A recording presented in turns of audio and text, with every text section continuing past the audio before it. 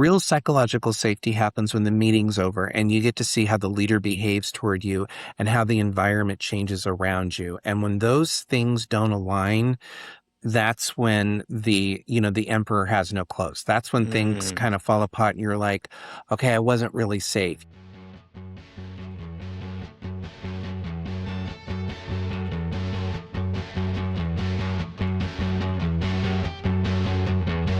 Hey everybody, welcome to the Book Leads Impactful Books for Life and Leadership. I'm your series host and leadership performance coach, John Jaramillo. This podcast series is about getting to the books that have impacted the lives of the people in my network. So these are great leads that I'll be having these conversations with to get to those books that have impacted them the most, that's impacted their lives, their work, their business, whatever it may be. All those worlds intersect. And my guest today is Ralph Kellogg, and Ralph is a Chief Human Resources Officer, speaker, professor, and author of Leading While Human, Notes I Wish Someone Had Given Me. For nearly 30 years, he's helped leaders navigate the realities of leadership with greater self-awareness, empathy, and authenticity. Through his writing and speaking, Ralph reminds audiences that leadership begins before you're ready and that our greatest growth often comes from the moments we least expect. Amen to that, Ralph. Thank you so much for being here for this conversation, Ralph. Yeah, absolutely. My pleasure. Glad to be here. Ralph, so obviously great intro. I can't wait to dive into the book. I love that title. Humanity, obviously something we're seeing more and more of these days because it's needed, much like your bio says, when you least expect it, what you need the most. But before that, can you give a little more about who you are today, maybe what your typical or average week looks like between all these different endeavors that you have your finger in? Yeah, absolutely. So I work as the Chief Human Resources Officer at Lutheran Family Services. It's the largest nonprofit in the state of Nebraska providing mental and behavioral health. We also do work in adoption and foster care, as well as in immigration services. So we have our arms around a lot of social justice issues and mental and behavioral health work. I work primarily as a consultant when I'm not doing my full-time job, and work with leaders within the profit and nonprofit industry, primarily vice presidents, C-suite leaders who are trying to stay in touch with their humanity as they walk through the demanding roles of being a leader in their day jobs. And then I also teach at a couple of local universities, primarily focused on human resources, culture, and organizational behaviors. So I can't get enough of the HR organizational behavior stuff. So I try to do it 24/7. But it's great, and I enjoy connecting with and meeting with people, and I learn from them just as much as hopefully they learn from me. So Ralph, obviously you could note your passion for all things human resources. So I always like to get to the meat of who somebody is, their background, their story. So what's your story? What does your path look like to now? I usually ask starting around high school, going into the workforce or higher education. If it's before that, something you can pinpoint before that. But what is your story up until now, those pivot points that got you to where you are today? Yeah, there have been quite a few of them. I think, obviously, when I look at my story, I look at how I grew up. I'm a Gen X kid, and so I grew up as a latchkey kid. My mom was a single working parent, and so I was one of those kids that was left at home when I was 9 and had the keys to the house and learned how to cook and learn how to do laundry. So all of those things about being, Gen X kids being self-sufficient and, knowing how to do all of that stuff. My mom did it out of necessity. She couldn't afford daycare, and she just said, "Hey, it's time to sink or swim. Here's the stove. Don't touch it, and everything else we'll figure out as we go."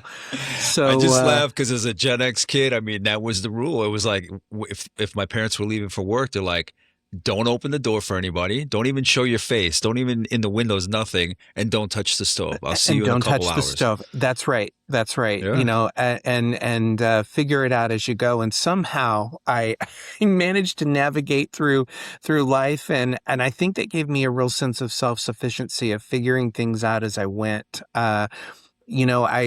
first person in my family to graduate high school and then go on to college. And when I got to college, I think that is where I had my first sort of instance of imposter syndrome. Was fortunate enough to get into a really good private college. But once I got there, I realized I didn't come equipped with all of the education, with all of the background, with all of the, maybe social graces and nuances that I needed to Yeah. survive at a university. And it was tough for me. It was really, really tough for me. I went from being sort of a big fish in a small pond to a guppy at this university, and it was a tough thing. During my first year there, things got especially dark for me. I did try to take my life. My first year when I was in school, there was a lot of things that I was wrestling with. The imposter syndrome. I was wrestling with sexual orientation issues, things along those lines, and that really put me in a dark space. Fortunately, I wasn't successful, but when I came back to school, because mental health wasn't something that was necessarily embraced at that time, all of those problems came back with me. I just learned to mask them a little bit better. And so started my career and found that my career after college, I was equipped to do a lot of things, and I was equipped to do none of them really well. So what I found at that point, I graduated in, I think, 92. There's a recession going on. There was a war going on. And so their jobs weren't really, plentiful. And so I took whatever I could get. I was a bill collector. I sold men's clothing. I did all kinds of things. Found myself in the glamorous world of telemarketing, worked my way up there, cut my teeth in some pretty good management positions. And then after that, up to the point of getting into HR, I worked in project management. I worked in IT. I worked in customer service. I sort of did a lot of different things until I really found myself feeling called to do one thing. I knew I loved managing people. I knew I loved coaching people. I knew that that was an aspect of my career that I wanted. And I found that I was just naturally sort of led to the field of human resources. And it just worked out that that's where I found myself, probably late 30s, early 40s. And I've been here ever since. So Ralph, what when you had that realization that, people, human resources, the human side of the workplace, when did you realize that? Like, what was it that you were seeing? What was it you were thinking? What was going through your mind as you were realizing that that was your thing? When did that happen? That would have been in my early to mid 20s when I was actually running a call center. Call center work is grueling, and I call it a young person's game because it really is. At least it was when I did it. Long days. It was a 24-hour shop. It was a lot of people all of the time.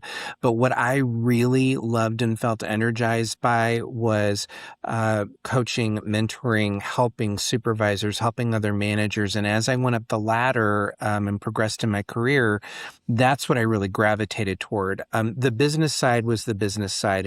And yes, you need to manage expenses and bring in revenue and all of those things. But what I took a lot of joy from and purpose from is when I saw someone succeed, when I saw someone being recruited to go work in another area of the company, or leaving the organization to, pursue a better position, at maybe even a competitor.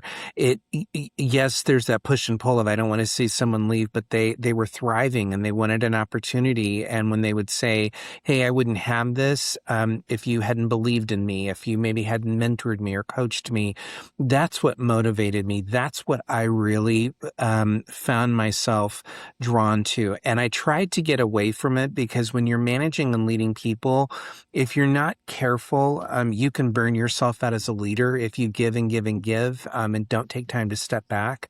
I found myself doing that a lot because I didn't know how to set up professional boundaries. I didn't know how to not want something more than somebody else. So I could want for someone to be successful all day long, but if they didn't want the same thing, that's when there was tension that began to find itself into the relationship. So I got away from managing people for a while, and really did not like that. Really found I was fine as an individual contributor, but what I loved was that day-to-day interaction with people and really making positive systemic changes for organizations that could benefit everyone. Like I really loved going into organizations and saying, how do we make this better for everybody? What's a system approach we can take to make this better for everyone? And so that I just knew that I didn't know that I would wind up in HR as a career, but I knew that I wanted to lead and manage people, probably by the time I was in my mid-30s, and found myself, drawn back into day-to-day management of people. And then ultimately that led me to a couple of different things, but, leading into human resources. So, yeah. Ralph, when you stepped away from managing people and then realized that you wanted to go back, that it Mhm. suited you, that, to your core, how did you, when you went back, how did you balance things so that you were still giving, but not giving too much? How did you make sure that you remained healthy and you didn't give away too much of yourself? Yeah, it was. I'm not going to say I was perfect at that. It was tough. I found myself kind of sliding back into old practices, and I think a compassion without accountability is a little bit of a form of insanity. So you can be compassionate and support people and be there for them, but the work still needs to be done. Things still need to happen, and so the accountability piece comes in. And I wasn't, as much as I'd like to say, oh, yeah, I had it all together, I wasn't great at that piece. So I had to really go in and force myself to do some old school management things, which was documenting during one-on-one conversations. What are you going to do? What am I going to do? What's the deadline? All of those kinds of things, so that when something came due, I, could put reminders out. I could be that cheerleader, that coach, but the work still needed to be done. That took some time, but eventually I was able to get myself in a cadence where I still made sure that those things happened, those conversations happened, but it wasn't as formal as me putting pen to paper every time I talked to somebody. But in the beginning, I had to learn to hold myself accountable because at that time I didn't necessarily have someone who was doing that with me, but I was fortunate enough to know that things needed to be done. And if it didn't happen, it was going to fall on my shoulders. So I really disciplined myself to do the check-ins, do the hard work, the basic blocking and tackling of meeting with people, and getting commitments on paper, and that's how I slowly but surely learned to protect my peace. So the whole aspect of you being good at managing people, yeah, certain people are just kind of programmed for it, if you will, for lack of Mhm. a better word. They Mhm. fall more naturally into it. Not perfect. They have to kind of step back and balance things, but there's some people that just gravitate in that fashion. It just looks like they're so natural at it. For you, where do you think that comes from? Your desire, your fulfillment in that role, maybe the natural ease with which you want to look out for somebody else in that capacity. Um, eh, I'm going to get a little personal here, but I would say it's because I wasn't always looked out for in that capacity. And I know what that feels like to be the person on the outside looking in, like what's the secret sauce? I feel like I've got all of these good things and I feel like I'm doing all the right things, but I'm not included to the cool kids club, and that can really weigh on you. And what I found is that was the lens which I learned to look through when I was leading and managing people. So I will give you an example of that. When I was, it's been about 20 years. When I was 35, I was working at a financial call center, and one night my manager called home, and she talked to the person who's now my husband, and I don't know how she put two and two together, but the next day I was called into her office, and she looked at me, and I had my pad of paper and my coffee, and I was ready to, talk about whatever project or task she wanted completed.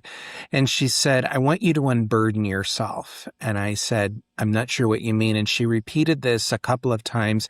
And finally, I realized what she wanted me to say, what she wanted me to unburden myself from, was to admit that I was gay. And I found myself in that moment breaking into a full-on panic attack. And, I was sweating profusely. And I thought, oh my gosh, what is happening here? And finally, I admitted and said, "Yep, the person you talked to last night was my partner." And, and I don't remember all of the words that I said to her, but I admitted it. And I asked if I could be excused from the meeting. I picked myself up and I went into the restroom and splashed cold water in my face and tried to recover. And I thought, okay, I'm going to get fired, because there were no protections back then anywhere for orientation in the workplace. And I thought, well, I'm going to get fired. I didn't get fired. What happened was it was a little bit more insidious with me. So a promotion that I was in line for suddenly just, evaporated. We were in the middle of a merger, and I was told I would have a new position with the new company. That went away and didn't happen. Projects that I was working on didn't happen. It was just little chinks in the armor every day of, wow, I was here and I was great, and now I divulge this and I'm not.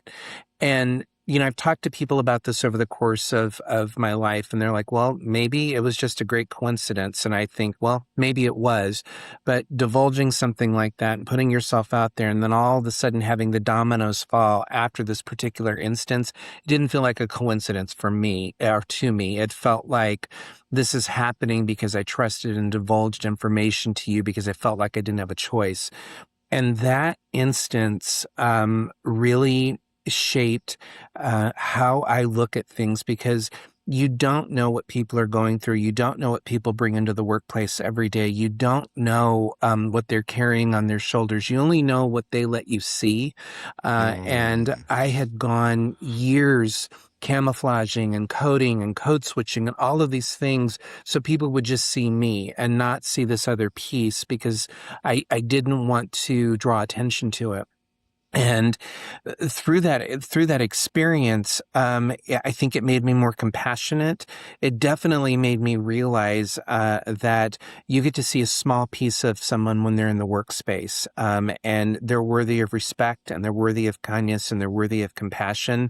And it's not any one person's responsibility to take that away from them. And I always find it really interesting too when people say, "Oh, I'm a leader and I practice psychological safety." Psychological safety is great in the four walls in which you're sharing information. Real psychological safety happens when the meeting's over and you get to see how the leader behaves toward you and how the environment changes around you. And when those things don't align, that's when the emperor has no clothes. That's when things kind of fall apart and you're like, okay, I wasn't really safe. You told me I was, but I'm not. And I don't ever want someone that I'm leading or coaching or working with to ever feel that for me. And so I try to create environments where we walk the talk. Yeah. It's like authenticity. You can say we're being authentic, but it's like, all right, you said it, but let's see how you act afterwards.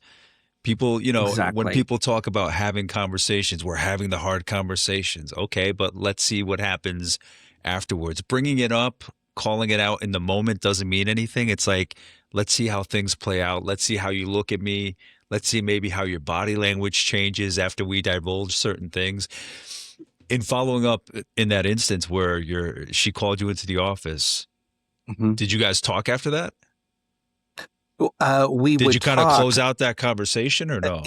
No, we never closed out the conversation. And it's interesting too. So, I have thought about this a lot over the years. We never closed out the conversation. She never brought my personal life up again. It was all sort of rooted around work. And so I thought there was never a reason that you needed to know that other than your own curiosity, because it wasn't as though you cared. I just felt like you wanted to maybe dig in and find information out for your own knowledge, whatever that may have been. And no, we never talked about it again. We never closed the conversation out. It was just sort of left hanging there. Because when she said, I want you to unburden yourself, I'm like, holy shit, she's saying Hmm. like you can open up, Hmm. like you don't have to. But then Hmm. obviously I Hmm. just took it I took it a different way. But Hmm. It sounded really, in hindsight, outside looking in, it sounds really compassionate, but in that moment, it was anything but compassionate. It sort of felt like, you were being bullied without being directly called out. It was like this Mm, sort of subversive bullying. I want you to do this. okay, okay. And that can feel very heavy, in the moment. So Ralph, staying on the personal side of things, being concerned about coming out, obviously coming out 20, 30 years ago is much different than today. You know, there's Mm-hmm. still certain aspects of society where you don't feel safe, but it's a little more open than it used to be.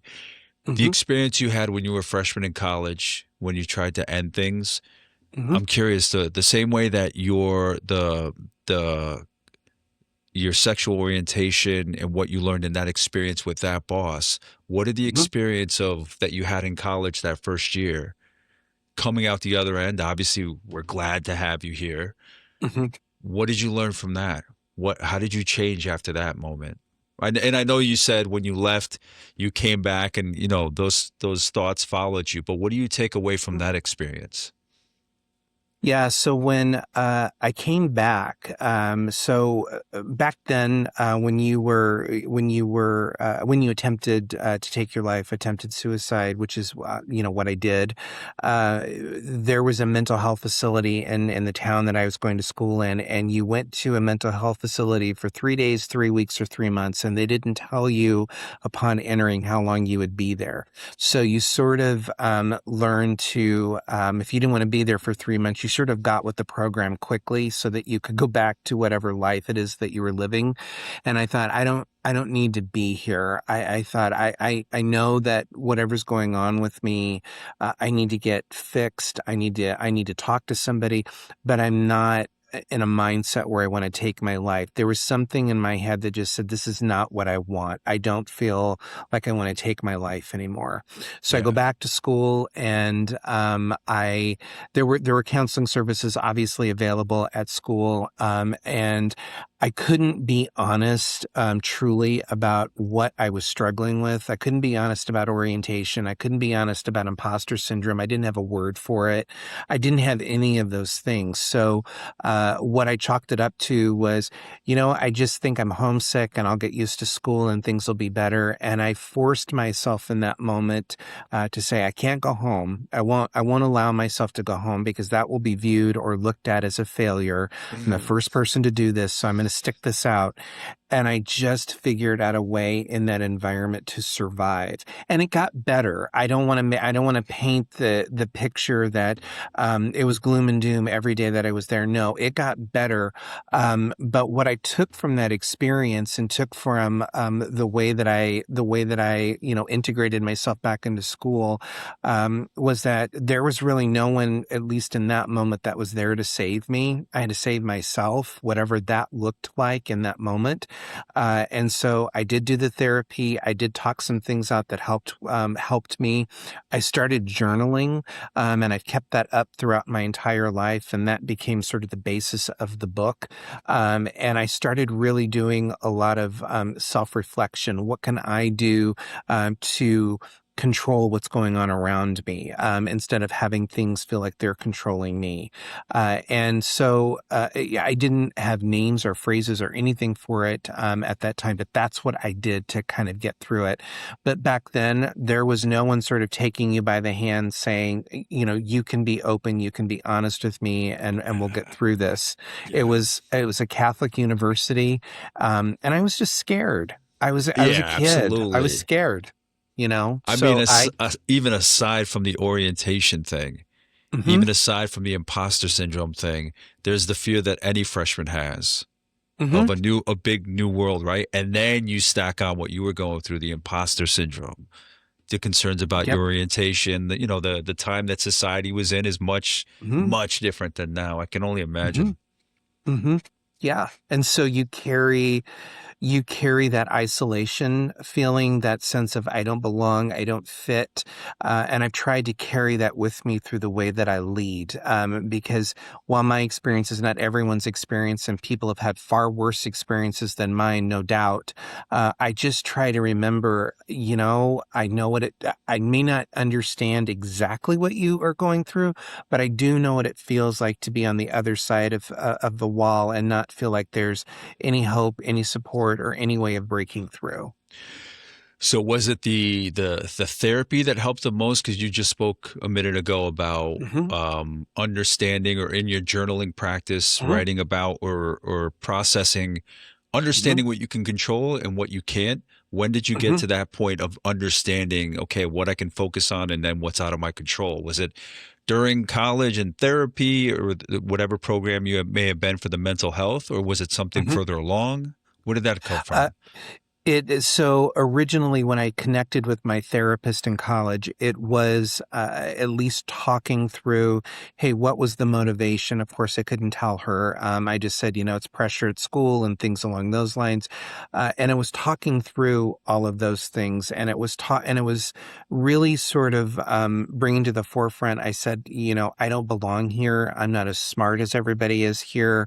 I don't fit in the way that other people do, things along those lines. And she really helped give me a plan to say, okay, if you're struggling in class, here's a tutoring session you can go to. If you're struggling with, support and, feeling homesick, here's some things that you can do so that we can point you in a direction. And it may not be the answer forever, but let's try it anyway. So she gave me some opportunities to think that there are other avenues to pursue rather than just the path I was going down. She is the one who encouraged me to start journaling. She is the one who started saying, just jot down your thoughts. And it was whenever you have a negative thought, counter it with a positive. And so I started that way. And then it just sort of morphed into during college. And as I got out and kept doing it, longer and longer, journal entries. And I used those journals to process, to really sit down and process what I was feeling, what I was thinking. I remember doing a lot of journaling about just, sort of taking myself through problems and about why did I behave the way that I did? What can I learn from this? What can I do better? And that really became a source of therapy for me, as well as just writing, writing, writing. Doesn't work for everyone, but it did work for me. And so I've used that along with medication, and I still see a therapist. I use all of those things to kind of get me through. It is incredible with the journaling. I've never done it myself, but I hear so many people talk about the benefits of it. I can Mhm. imagine, I mean, just from a distance and witnessing and listening, how it works, just getting those thoughts, right? Instead of just being in reactive mode and just, overthinking, which I tend to do, writing it Mhm. out. There's something about getting Mhm. any kind of anxiety or feeling or sensation out of yourself, whether it's speaking it out, writing it out, seeing it written out, so Mhm. you can kind of think about it, strategize your tactics and whatnot. So Absolutely. I appreciate you bringing that up. Yeah. Ralph, I jumped in with questions, but I apologize. I know you would jump from industry to industry. Is there anything else you wanted to share about your career up to putting the book out? Is there anything you want to fill in? Any kind of, I apologize for cutting you off. No, no. I think, over the course of my career, I would also say, about 13 years ago, 15 years ago, somewhere around there, that's when I also had another sort of major event happen in my life. And I was diagnosed with anxiety and panic disorder. So all of those things that I explained to you earlier about, being outed and things and the way that I reacted, and it was such a visceral thing.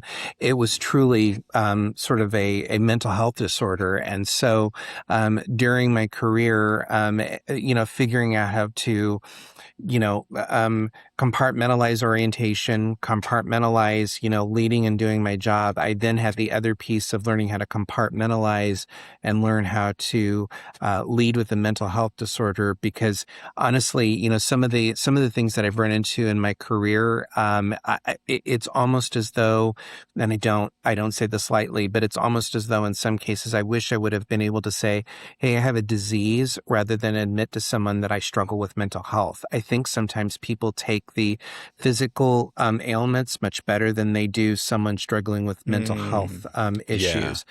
And so that also impacted the way I lead and show up for people, is that, sometimes you're going to get 100% of someone and sometimes you're going to get 80% of someone, but you don't know what it took for that person to bring 80% of themselves to the fore that day. And I often think we overlook that. When was that diagnosis? That would have been around 2013. That honestly came about because, as I shared earlier, I was a single raised by a single mom. She was living in a different state. And it was at that time that, through a series of events, that she was diagnosed with early onset Alzheimer's, and so and being her primary caregiver, guardian, whatever term you want to attach, that hit me like a ton of bricks because I was unprepared for how to navigate something like that and living in a different state and all of those things. I'd gone to see her and got her settled and at least at that point got her situated. And I'd come back and my manager was was standing in my doorway. She asked me for a report, and it was something I had done a million times before. It was not a big deal. And all of a sudden I started perspiring and it was awful and all of these things. She was so compassionate. She shut the door. She knew there was something wrong. And she said, listen, I don't know what's going on and I don't want to pry, but why don't you take the rest of the day and go home and take care of yourself? And then, if you feel comfortable, we can talk about next steps. And sometimes that's the best thing that you can do for people. You're not asking them to explain or to justify. You're just saying, I see you and I see you're not okay. Do what you need to do in this moment to take care of yourself. But no, I'm here to support you. You just know if you need that time, I'm here for you. Yeah, it's incredible thinking of those two bosses side by side. Mm-hmm. And it's incredible with Mm-hmm. just a few words to somebody, a few words, a few exclamations, a little bit of space, a little bit of patience, whatever it may be. It's amazing, doesn't cost anything. There are emergencies to put out, fires to put out, but it's amazing and incredible with just a few words of consideration, acknowledgement, Absolutely. acknowledgement the most. I see you. I'm Yep. not just saying, here, do this report. I'm taking stock of what's going on. I'm paying Mm-hmm. attention. So that's a great Mm-hmm. story. I love people like that and how they can just kind of deliver that consideration in the everyday. Absolutely. Ralph, is there anything else you want to add about your career for this part of the conversation and between the rest of your career and then up to the book, which we can talk about in a couple of minutes? Is there anything you wanted to add in there? No, I don't think so, other than to say it was a winding road, but I think you eventually wind up where you're supposed to be. And this is, I feel like, where I'm supposed to be. So yeah. Can you say a little bit more about that? What the change from maybe the last thing you were doing to now and when it finally clicked? So the thing that I was doing prior to moving into human resources is I was a sales manager. I managed financial institution branches. So the bank branches that you see around, there's always a sales manager behind them because there's always open a checking account, savings account, things along those lines. Again, I look back and I think I was successful at that role because I cared about the people doing the role. My branches, would exceed sales goals, consistently break sales records, things along those lines. And it wasn't because I knew every product and service we offered, and it wasn't because I could talk about checking accounts. It's because I had people doing the roles that loved what they were doing, and I loved coaching mentoring and leading them and helping them be successful. And an opportunity when I was in that job came up to move into HR. And it felt like when I moved into HR that I had really, really found my place, that I had really found where I wanted and needed to be.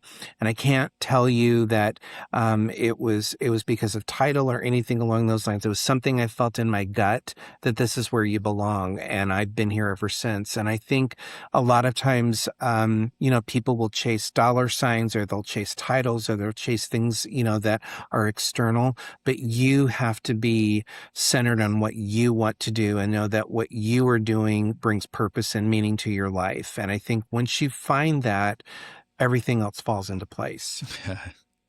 Yeah. And it's incredible. Like you said, it's a long, winding, zigzagging journey to get Hmm. there. But then when you do, you feel like you can fire on all cylinders because you are Hmm. where you're meant to be. It's incredible. Yeah. Yeah. Um, Ralph, when it comes to you as a speaker, what is it you touch upon? What is it you cover? Obviously, there's so much in your history, different Hmm. areas.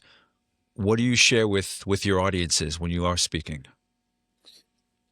I primarily share with folks when I'm speaking, and I'm usually speaking to people leaders, that they don't need to be perfect, and they need to stop trying to be perfect, and they need to stop trying to pretend that they have certainty and answers and a ready plan for everything that they are, engaging in, because they don't. They clearly don't.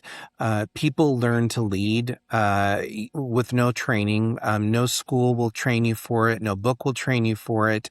No lecture is going to train you for it. You learn by experience, and you learn by diving in and making mistakes and falling on your face and trying things and realizing that they don't work. And so I try to let individuals know who are in my audience that it's okay. This is going to happen to you, but we're going to reframe this, and we're going to talk about what you bring to the table rather than what you don't know. And what you don't know is okay, because you're going to learn like everybody else. And that's part of being a leader, is that consistent growth mindset. And so I bring in things and I'm a storyteller by nature. So I don't bring in models. I don't bring in any of those things. I bring in stories, and I try to make my stories universal to what everyone has gone through. The first time they took a management job, the first time they had to fire somebody, the first time, they applied for a promotion and didn't get it, and how those moments can be transformative to you, and how those moments can open you up to other opportunities. And just because you were going down one path doesn't make it the right path. It was just a path. You have the opportunity to change and grow and go in another direction. And so I try to bring a sense of not just courage, but humanity when I'm coming into conversations. I try to bring a sense of humor when I'm coming into things. And I try to bring a sense of realism when I'm coming into audiences, to say, you're not going to get this right every time. And if you don't want to open yourself up to a lifetime of heartache, you'll stop trying. You're going to show up. You're going to do the best that you can and with the information that you have in the moment that you're in, and you're going to go forward. So that's my spiel. That's awesome. That's awesome. Just because so many of the issues, so many of the issues with poor leaders, poor workers, or anybody that's trying to do something that's not quite hitting the stride is, aside from technical know-how, is like this pressure to keep up, this Hmm. pressure to look perfect. Hmm. And I just always see it as energy, where you're expending energy to look a certain part, but it's taking away from like your learning capacity, your learning energy. Because again, I always say this, like you're trying to keep all the plates spinning, Yep. without Yep. spinning the right plates, if you will. Yep. Um, And it's exhausting. yeah, That's what I find, people, when I coach them, they'll say, well, I'm burned out. I'm this, I'm that, I'm the other. And when you talk yeah, to them and they unpack everything, it's like, well, no wonder you're burned out. Of course you're burned out. I'm surprised you didn't burn out a year ago. You can't do this and be in that sort of activity and expect it to be sustainable. It's not. it. And I think that's why a lot of really good talent find themselves burned out and then exited from organizations, or they find themselves burned out and their career stalls because they're empty. They have nothing else to pull from. And that's a tough place to be. Ralph, where in your journey did you get to that point where you could be not your authentic self, but you kind of had that freedom? We're not Mhm. always 100% or 100%, excuse me, authentic because, you gotta play to the room that you're in, but we can Mhm. be more honest than we used to be. So what was the moment for you where you really felt you were being as authentic as you wanted to be and could be? Was there a particular moment, instance? Was it just all these experiences? When did you feel kind of as comfortable in your skin as you could feel, I guess? Yeah, so I'll give you a brief little history of where it started. So, my first nonprofit job, I went in and I just thought I'm going to put cards on the table and I'm just going to tell them, "Hey, I'm gay, and I just want you to know." And I thought, okay, I'm being open and honest, and you're going to get all of the stuff in the interview. And I remember one of the panelists looked at me and said, "Oh, that's great. We've never had one of those working here." And so I thought that's interesting. I was referred to those. That's okay. And then I was pulled aside by the executive director afterwards, and the executive director said, it's fine if you want to tell people internally, but don't make it a public thing because we don't want to offend the donors. The donors probably wouldn't like knowing that you're a gay man working here.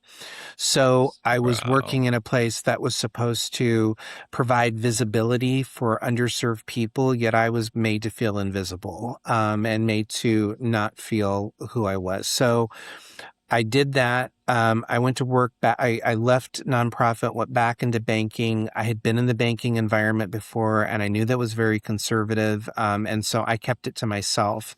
And I kept it to myself until I got into human resources. And I thought, I can't lead people if I'm going to hide behind who I am.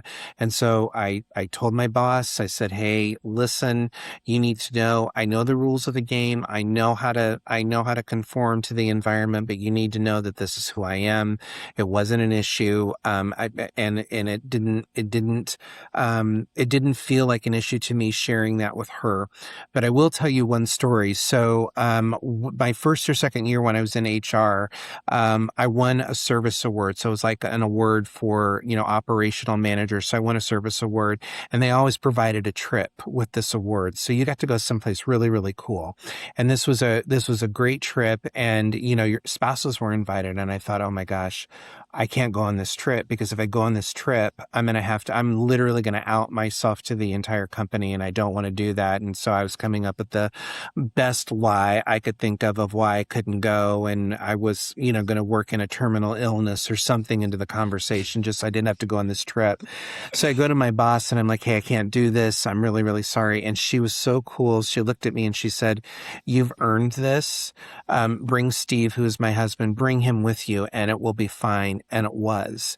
And so the image that I had conjured in my head never happened. And that was the moment that I started being sort of authentically myself. That was the moment when I thought, I'm never, ever going to go backwards, and hide or pretend or not be who I am. And so immediately on LinkedIn, I started, I didn't promote it as being that I was gay, but I didn't hide from it either.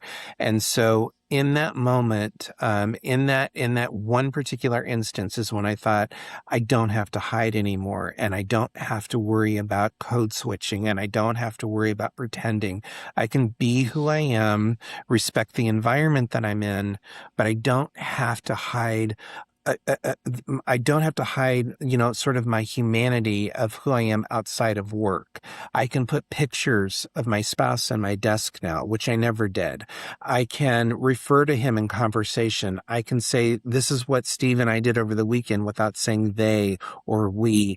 And so that felt That felt like a cool glass of water on a hot summer day. It felt like I'm going to be okay now. And from that moment, and that happened in 13 and it's 26. So for the last 13 years. So I've done that, and I've done that in every work environment I've ever been in. And in my current role, I don't talk about it every day, but I don't hide from it either. And if you go out and look to my LinkedIn or social medias, you'll see it, but I don't make it a part. It's not all of my identity, but it's an important part of my identity. And it's one I don't hide from anymore. Oof, that's incredible. Yeah, I can't imagine what that, obviously I've never had that experience to have to hide so much of yourself and then finally feel what in your early 40s at that time Yeah. that you could kind Oh, of 40. Yeah. I think it was probably 40, 43, 44. Yeah. So about 11 years ago that I finally felt like I didn't need to pretend anymore. And I will tell you the thing too, when I stopped pretending, um, work got easier. Work got easier because I was able to focus on work and not focus on, I have to speak this way to this person, or I can't say this spinning the to that plates. person. Absolutely. You didn't have to Absolutely. keep spinning the plates. They could Absolutely. fall, the cards could fall where they were, and you could be your genuine self. And Yep. Yep. And I could focus on my job because I wasn't worried about hiding something anymore. And I think for anybody, we don't, again, we don't know what people go through in their lives, but I would venture to say there are people that we work with all day long that are hiding things, because they feel like they have to just to survive. And that's a lonely mm, place to be. yeah, No, Ralph, it's okay. does it make sense from your childhood that this is what you're doing? Like, what comes through from your childhood Ralph, to now? What is it that comes through? How do you Mhm. connect the two? Yeah, so my childhood, being with growing up with a single mom, had a high school education and went to secretarial school and worked really hard, and I always had what I needed, but I always knew that she made sacrifices for me. And looking at looking at that little corner of my life and looking at where I am now, I'd want to go back to that little kid and say, you're going to be all right. You're going to struggle. You're going to bump your head on things, but you're going to be all right. And you know what? Stay curious, keep up your love of reading, be the talkative one in class, because I was always the talkative one in class. I still am. Be that person, seek out those leadership opportunities, because it's going to lead you to something bigger than yourself. And that's where I think that everything up to this point has led me. And, I look back and I do have a lot of pride because I don't think, when I was growing up, I knew I wanted to be successful, but I didn't know what that version of success was because I didn't come from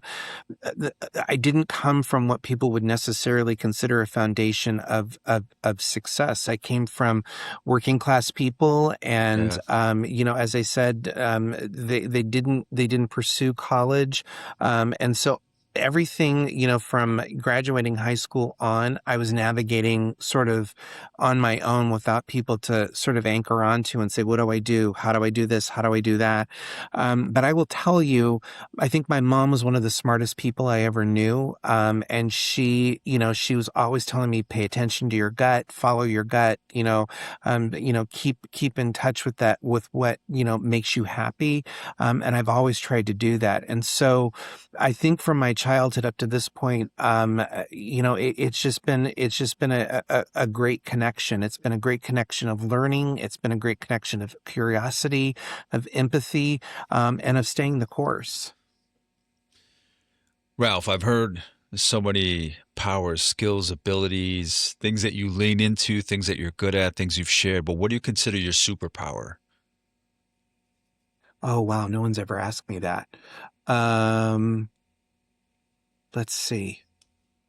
I think, I think my superpower is self-reflection. I think my superpower is being able to look at myself right, wrong, or indifferent and say, you did good, or look at myself and say, you sort of stepped in it there, and you need Yeah. to be able to course correct, and you need to be able to go back and make things better. And so maybe there's a bit of humility in that, maybe there's a bit of empathy in that, but I think having the power of self-reflection also ties into being curious, and it also ties into learning, because if you can remain reflective about how you handle things, how you address things, how you've entered a room, whatever it is, you can remain curious about how your actions impact other people, and you can be, that individual that constantly wants to learn, grow, and do better. And I think those are great things to have. Ralph, before jumping into your book, one last question. I'd be remiss as Hmm. a leadership coach if I didn't ask, what does leadership mean to you?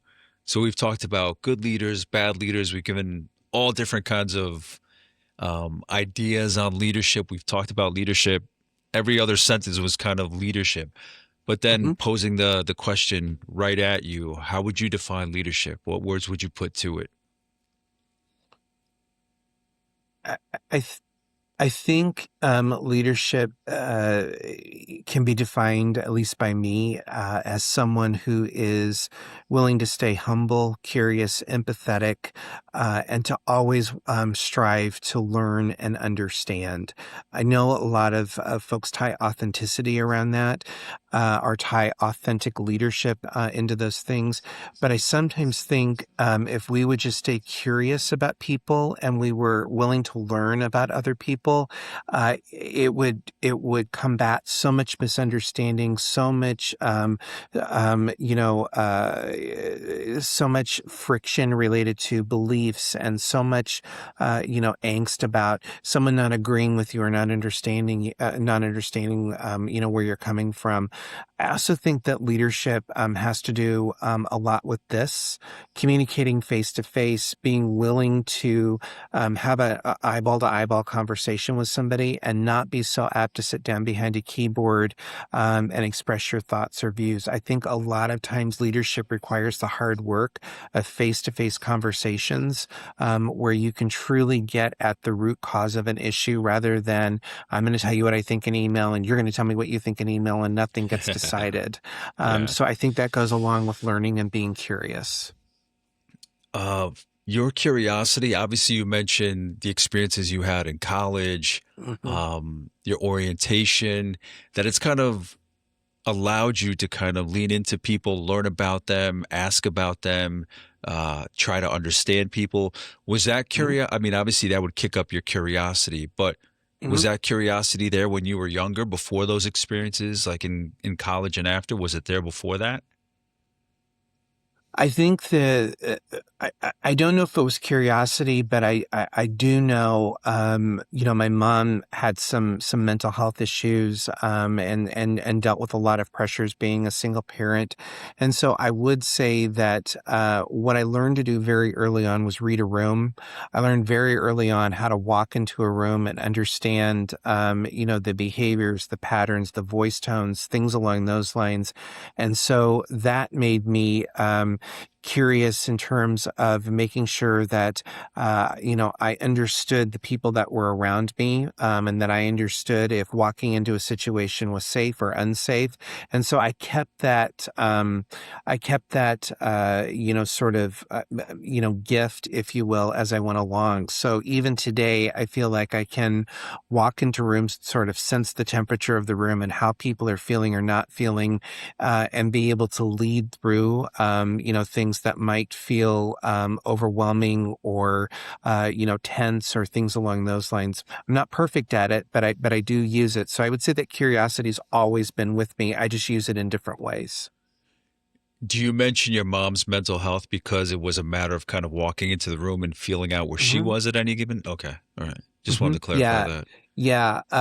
She had a lot of pressure on her, obviously, as a single parent back in the day. But she was also the survivor of domestic violence, and she came out of a very horrible relationship with my father. And so I think, and even back then in the 70s, there wasn't a lot of support for people who are leaving domestic violence situations. If you got out and you were lucky to get out, good for you, go live your life. But all of the trauma and things that followed you from those relationships were never really dealt with. And my mom, much like my whole family, was a pick yourself up by your bootstraps and move forward. We're not going to wallow. We're just going to go forward. Yeah, But I think all of those things take a toll after a while. absolutely. Ralph, at this point, we can jump into the book. Why don't you introduce your book and how the book came to be? Yeah. So the book is called Leading While Human, Notes I Wish Someone Had Given Me. It is created out of all of my journals that I kept over the last teen years. And the book came out of I want to say about 14, 15 months ago. I was working at home and I just finished doing something. There's a play relations issue or something, and I just finished doing it. And I logged off and I said out loud to myself, I said, I wish there had been a handbook that was given to me so that, when I faced these issues, I would know what to do. And from that kind of sparked the idea of, I wonder, if there might be something here. And I pulled out all my journals and all from all the years, and I reread them all, and I started going through them, and I pulled out the ones that were what I call tent pole moments to me, those big things that happened to me along the way, that I think really shaped, my leadership and how I show up. And that became the book. So every story in there is directly out of my journal. Everything that happened either happened to me in the workspace or has happened to me in the workspace. So I write about things like having a panic attack in Target, and then talking about, yeah, it's happened to me at work, and this is what I feel when it happens to me at work. So I pulled all of those stories together, and that became the book. Yeah. How far back do you have your journals from? Like Do I'm trying to picture like the area where you have all these things. If it's like, Do I have to tell everybody? My journals go back all the way to, I think the first one I found was back to 2001. So some of them are on spiral notebooks. Some of them are in really nice journals. Some of them, I was saving space, and so I would skip a line. But so not every line is filled, but yeah, they go back. They're in one of those, big plastic containers, that I have. Yeah. And then when I would finish one, I would just throw them in the container and pull out a new one and keep going. So yeah, I should yeah, probably I put was them going all to ask a online. dumb question. Like, yeah, like how often do you, like, is there a representation of time for each journal? But every entry is probably different lengths and different issues. So it's not like Yep. a journal per year or journal per Yep. month. It's kind of all over the place. It's all over the place. I mean, there was a whole, almost a whole three wire journal dedicated to dealing with my mom and dealing with early onset Alzheimer's and all of the things that I felt going through that journey, and that took up, I think, half a year. So not all of it dedicated to work, but all of it dedicated to those things that really impacted me, that I was going through at that time. So yeah. Ralph, so obviously you shared these stories came from your journal, or the book came from your journal. Mm-hmm. That's like the source material for the book. Mm-hmm. So how do you have this idea, go back to my stories, to my life, to share these lessons, things that I wish somebody had told me. So how do you Mm-hmm. decide to structure it? What's that path you lead the reader on to kind of obviously infuse in them that kind of mindset or that lesson you want them to take away? How do you organize it? I didn't organize it very well at first. It took me a while to get there, but I I started with this first section of my book called Arriving. And arriving to me meant different things. It meant showing up in a boardroom with imposter syndrome in my first meeting. It meant all of that sort of first day feeling you feel when you start a new job or your first day at school, and are people going to like me, and what is this going to feel like, and all of these things. And so I started with, my little intro, and then I went into here are the things that sort of structured my path along the way from, sort of being that I don't belong here all the way through, the suicide attempt, all the way through having a panic attack at Target, all the way through, leading someone sort of through my career arc. So as you're reading these things, it sort of carries you through the journey of the beginning of someone's, story or someone's career all the way through where they are up to this point. And there are different lessons at different times. When I talk about, having a panic attack at Target, it's not about having a panic attack at Target. I did have one there, but I've had these in boardrooms. I've had these when I've been presenting. I've broken out and a puddle of perspiration in front of people, hoping they wouldn't see, and hoping that I could just get through what I needed to get through without having someone point things out to me. And if you've had this happen to you, I see you. And so it really sort of outlined that journey. And it outlined, yes, this may happen, but this is what, this is the other side of it. This is what you can take from it. This is what you can, glean from my experience in it, and maybe it'll help you. So the organization of it really was, I wanted to create sort of that journey for people of starting something and walking all the way through it, the good, the bad, and the ugly. So for each chapter or each story, if you will, how did you structure it? Did you tell the story and then kind of break out the lessons afterwards? Did you kind of infuse the lessons as you told the story? What does the organization of each section look like? Yeah, so it really is. When I say it's journal entries, it really is journal entries. So it is truly, here's the event, here's what happened to me, here's the situation that I walked into, here is what was said to me, here's what I said back, here's all of those things, and then at the end of it, I do provide a little bit of fortune cookie wisdom. I like to say where it's like, here's what you can take from this essay, here's what you can take from maybe feeling alone, or, feeling like you don't belong, or feeling as though you don't want to move on, but, it's time for you to move on. Here's the lesson that you can take from that, and hopefully jump from that platform into something bigger. But yeah, the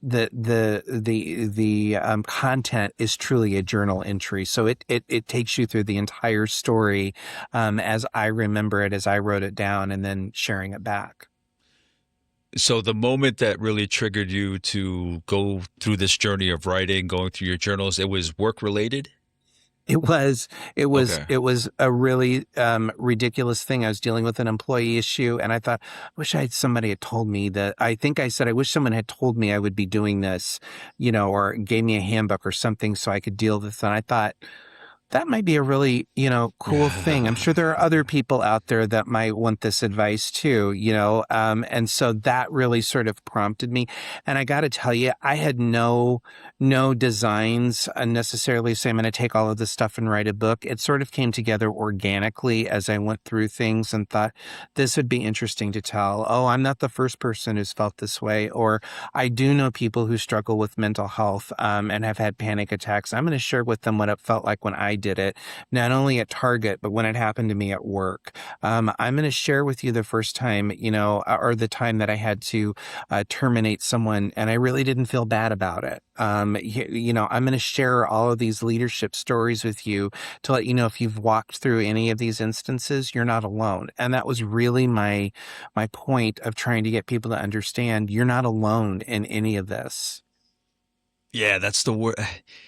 Out of anything I've ever felt, just trying to relate to this, like out of anything I've ever felt, the worst part of any kind of situation was just always feeling like it only happened to me, that I'm the Mhm. only one that's ever experienced, like, or why me, or everybody else Mhm. looked fine except me. But it's always Mhm. that that's why I said before when I talked about the boulder off your shoulders or your chest is just kind of that expression that you can say it out loud because there is Yep. somebody, maybe not in your first degree of relationships or second degree, but we live in solid times, amazing times that technology, for better or worse, allows us to connect people Yep. that may be in similar situations, whether it's meetups or groups of any kind. You know, obviously do your due diligence, but that it is easier.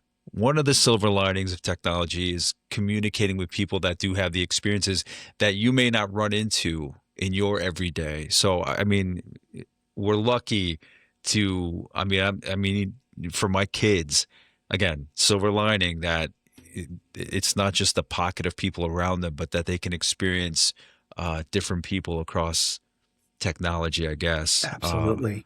But it's just that expression of what's going on. It just takes it lets you breathe a little easier. Yeah. Yeah, that's a great way to put it. It does let you breathe a little easier to say it's not just I'm not the odd one out. I'm not the weird one. This happens to other people. It's not just me. Yeah. And a lot of times people are afraid to say, this is happening to me when, their neighbor, their friend, anybody could be going through it. You just don't know it. You just don't know it. So, yeah. Ralph, for you in writing this book, what's changed in you? Not so much the pain in the ass of writing a book that can be, the technical side, the publishing, the editing, but obviously if that plays into it, sure, please share. But what has changed in you? Because obviously I typically say to people, this is your wheelhouse, this is your industry, this is your field, this is your life. Hmm. So I'm even more curious about your response to this, but how have you evolved from this book being out there, sharing this much of yourself? What's changed in you? Um, Wow, that's a great question.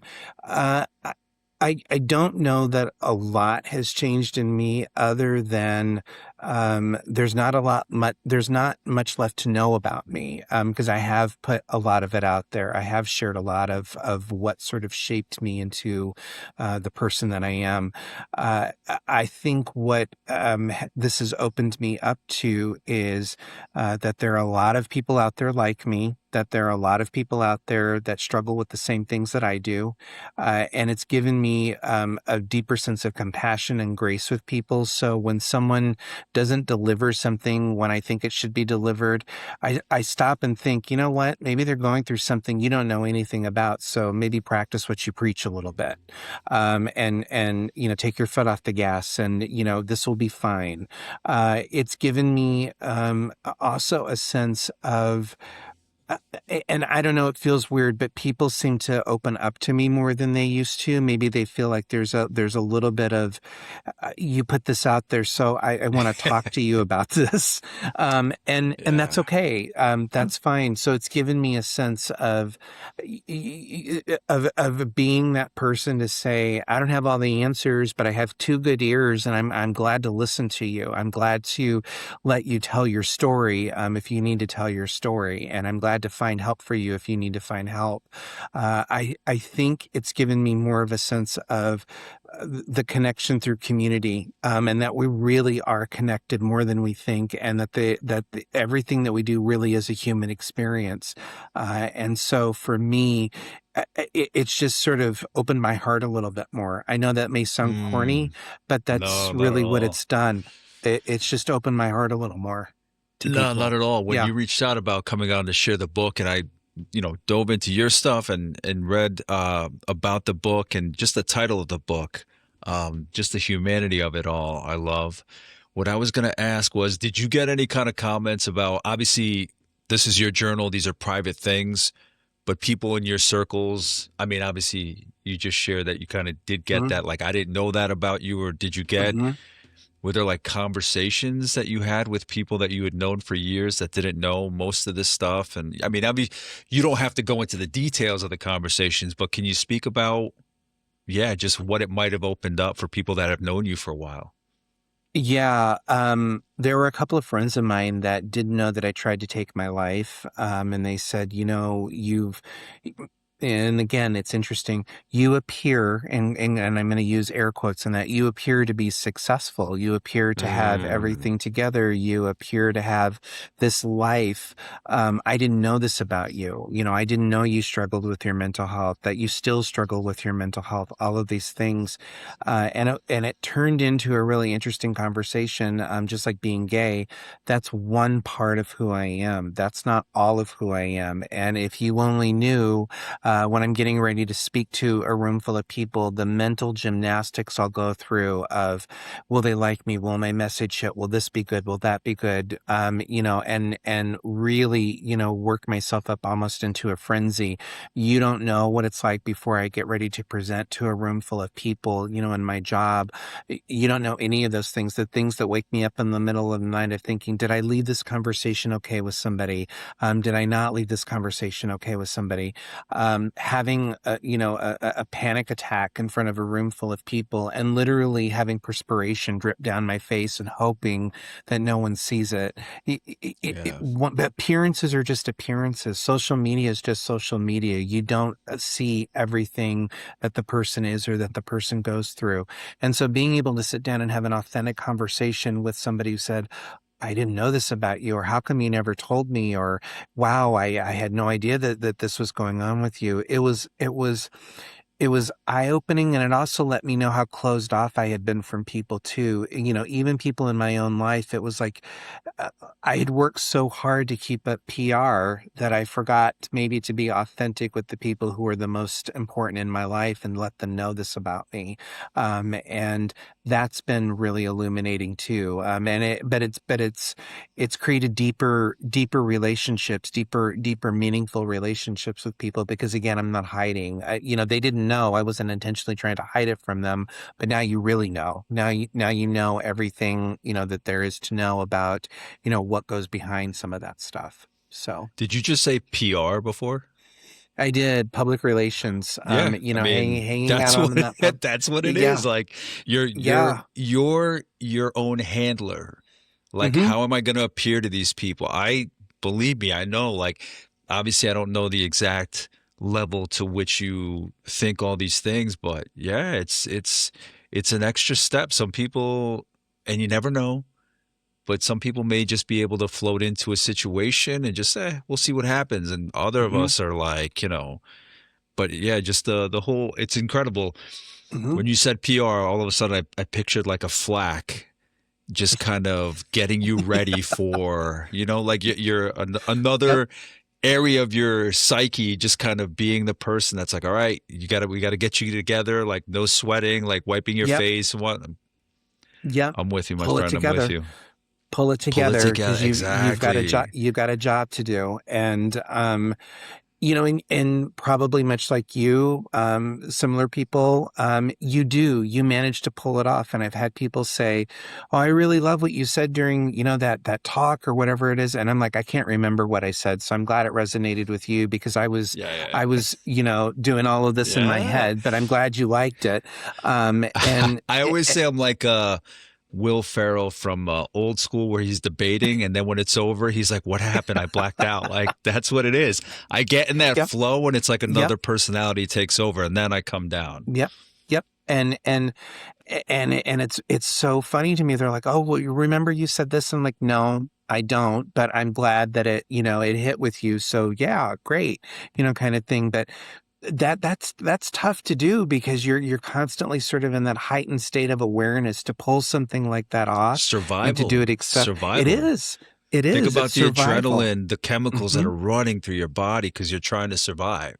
And Yep. somebody else may be for speaking, and I know there's more to intro extroversion than that, but somebody may be an extrovert and thrives off of that. And they don't understand what it takes for maybe the rest of us to kind of get up there and really prepare ourselves. And like the PR And do it. flack is like giving us a Absolutely. pet talk. Yeah.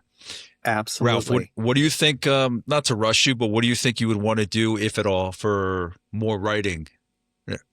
Another book in you? Any kind of direction you want to Uh, go in?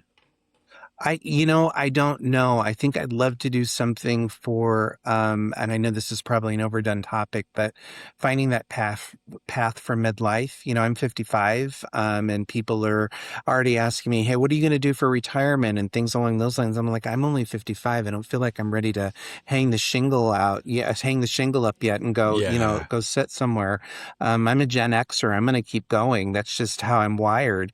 But what does that look like? What does it look like when, you want to go do something more, better, different, or do something that you're just passionate about? yeah, What does that look like? And so for me, I think that might be the next sort of avenue that I take, because, again, I'm not the only 55-year-old out there going through what's next. What do I want to do when this very phase cool. ends and a new one begins? So, yeah. Very cool. Because I've talked to people that were in their 60s and 70s, and they felt that they were just getting started. Yeah. Absolutely. Like they had their careers, maybe they were slogging for somebody else, or maybe they figured it out and wanted their career, working for somebody else, whatever it might be. And they just realized then by the time they got to retirement, okay, this is what I want to do. And it was just like a whole new, it wasn't even a chapter, it was an entirely new book of just from Hmm. like retirement age on, because the possibilities, um, lightly speaking, are endless. I mean, it's not our parents' generation where, my parents were working class, where you kind Yep. of retire, you go home, you sit down on the couch watching Price is Right and all the judge shows and all that stuff, and just waiting for the end. Now it's like it's very different, Yes. So I Yes. I, Oh, the I don't judge think shows. Yes. Judge Wapner and whatnot. Um, yeah, I haven't done the research on books on retirement. I think you had mentioned, oh, but there's probably too many out. I don't think so. And again, I say that with books when people want to cover a book that somebody already had, and they're like, oh, somebody already covered that book on this series with you. Everybody has their own voice. Everybody has their own reasoning, their vernacular, their tone, their stories. So I can guarantee you have something fresh to contribute to just somebody in that phase of life, in that book of life. Ralph, so just because I think it warrants repeating before we wrap up, Mhm. what lessons do you hope somebody takes away from your book? You gave so many, but what are a few words that you would leave somebody with about your book? Be compassionate to yourself. And I don't say that lightly. I mean, really be compassionate with yourself, and recognize that you're a human being and you're going to make mistakes and that no one's keeping score. The only person keeping score is you. So be compassionate with yourself. I would say be courageous, but be courageous with the things that matter. Don't stick out working in a job that you don't like because you don't want to quit or you don't want to appear to be a quitter. There are no participation trophies for hanging in there. If it doesn't make you happy, if you're not leaving each day with a sense of peace and feeling as though you belong, find something else to do, whether Yeah, that is a new job, a new city, whatever the case may be. And I know change is difficult, but staying stuck where you don't feel valued and appreciated is difficult. And the last thing that I would say too is find your purpose. And I'm not talking about your why. I'm talking about finding your purpose. I'm talking about what truly makes your heart sing. What truly would motivate you to get up each and every day. What truly brings joy and peace and value to you. Because when you find that, everything else opens up. Everything else gets easier. And when you're finding that you're able to find your purpose, you're not hiding, you're not coding, you're not doing any of those things. You're showing up fully you. And I think everything else flows from that. And I hope that if people take anything from my book, that they'll take those three lessons with them.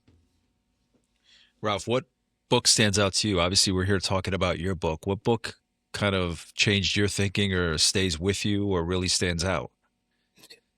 Um, A lot of stuff by Brene Brown. I read a lot of Brene Brown when I was really struggling with the whole idea of vulnerability and her concept of being Yeah. vulnerable is courageous and things along those lines. And so I did read a lot of her work because a lot of her work was applicable to me, especially her work on shame and things along those lines. And I think in my case, I'm not speaking in generalities, but in my case, her work at that time in my life for what I was going through was meaningful and impactful, and I took a lot of my cues on growth and evolving from her work. Awesome. And then in wrapping up, Ralph, is there anything that I might have missed that we didn't talk about that you want to mention, or anything that you're up to these days that you want to share? Anything at all? The floor is yours, my friend. No, just doing a lot of speaking, a lot of, fortunately, I have opportunities to do some great podcasts like this one, which has been very cool. But yeah, I'm trying to stay out from under the heat dome because it's very hot right now. And, just really loving life right now. It's everything in my life right now is just sort of all cylinders. So, speaking and engaging with work and engaging with friends and family and, just grateful for every day to be here. So that's where I am. Yeah, it's incredible sometimes to get to that point where you feel like that, what you have to go through to get there.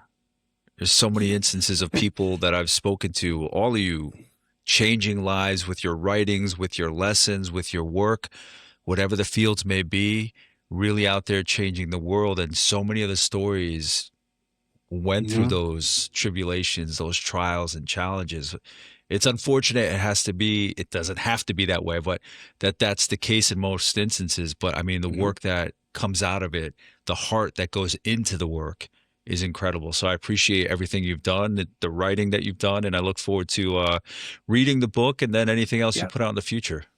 Yeah, this has been fantastic, and yeah, it's been a journey, and I wouldn't take $1 million to do it over again, and I wouldn't take $1 million to trade it. It's been worth it. Yeah, it's Yeah. been worth it. And Yeah. that's what I hear so often is like, would I opt to do it again? Hell no. But I mean, it's made me who I am. So Absolutely. Would never opt to do it again. But hey, it turned into a book. And so that was yeah. a pretty cool thing. Yeah.